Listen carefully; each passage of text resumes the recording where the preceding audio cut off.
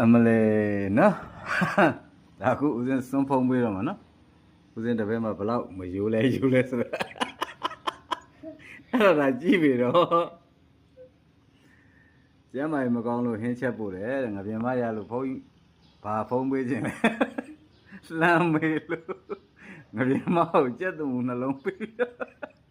နာမေဟုတ်ကဲ့ဆိုတာတကယ်လုပ်ခဲ့တယ်ဒီမှာကြက်သွန်လုံးဝအခွန်လည်းမခေါ်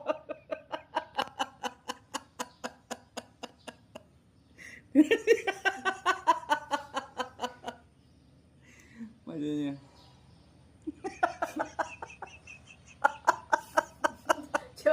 တကယ်လုပ်ခဲ့တယ်အော်ဒုက္ခဒီတော့မတင်